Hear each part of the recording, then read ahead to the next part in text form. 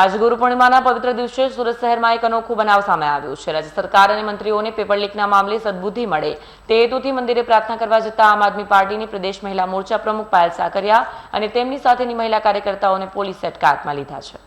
મળતી માહિતી અનુસાર આપ મહિલા મોરચાના પદાધિકારીઓ અને કાર્યકર્તાઓએ આજે સવારે શહેરના એક જૂના મંદિરે પહોંચીને સરકાર સામે શાંતિપૂર્ણ પ્રાર્થના અર્પણ કરવાનું આયોજન કર્યું।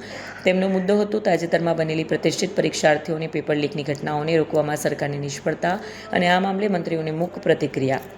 જોકે કાર્યકર્તાઓ મંદિર સુધી પહોંચે તે પહેલાં જ પોલીસે તેમને અટકાવી દીધા હતા। પોલીસ સૂત્રોના જણાવ્યા અનુસાર સ્થાનિક કાયદો વ્યવસ્થાને જોતા મંદિર સહિત જાહેર સ્થળોએ પ્રદર્શન કરવા સામે પૂર્વ પરવાનગી આપવામાં આવતી ન હતી, તેથી નિવારણાત્મક પગલાં તરીકે કાર્યકર્તાઓને ડિટેન કરવામાં આવ્યા। પોલીસે તેમને નજીકના પોલીસ સ્ટેશન લઈ જઈને પૂછપરછ શરૂ કરી છે। આજે અમે સૌ આમ આદમી પાર્ટીની મહિલા વિંગ સાથે અમે લોકો કારગિલ ચોક ખાતે દર્શન કરવા આવ્યા હતા। ગુરુ પૂર્ણિમા છે। આપણને સૌને ખબર છે કે વારંવાર પેપર લીક થાય છે। ગુજરાતમાં છેલ્લા 10 વર્ષમાં 34થી વધુ પેપર લીક થયા છે। લાખો વિદ્યાર્થીઓનું જીવન આગમાં ધકેલાઈ ગયું છે, નિરાશાની અંદર ધકેલાઈ ગયું છે। ત્યારે આજે અમે એ લોકોને સદબુદ્ધિ મળે અને હમણાં ગઈ 20 તારીખે એટલે કે 8 દિવસ પહેલા પેપર લીક થયું BAMS નું અને આજ દિન સુધી એમાં કોઈ કાર્યવાહી નથી કરવામાં આવી।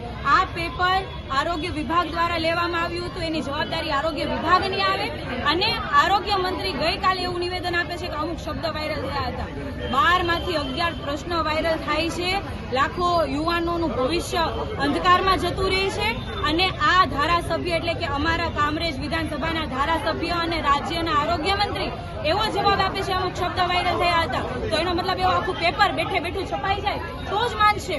બાકી 12માંથી 11 પ્રશ્નો લીક થયા તો લીક નથી થયા કહેવાતા।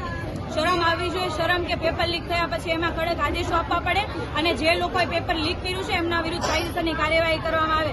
છેલ્લા 10 વર્ષમાં શું કાર્યવાહી કરી પેપર લીક ના થાય એના માટેના તમારી ભાજપ સરકારે શું આયોજનો કર્યા? દર વખતે પેપર લીક થાય, 10 વર્ષમાં 34 પેપર લીક થવા કઈ નાની વાત નથી।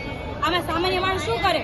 પણ આ તો તમારી પાસે બી શું બોલીને ફાયદો છે? કારણ કે તમે પોતે 4 કરોડના ફ્લેટમાં રહ્યો, 2 કરોડના કાર્યાલયની અંદર બેસો અને તમારો દીકરો તો વિદેશમાં ભણે, તો ગુજરાતના સામાન્ય લોકો માટે તમે શું કરવાના? પેપર જ ફોડવાના, તમારા કમલમને તમારા ઘર જ ભરવાના।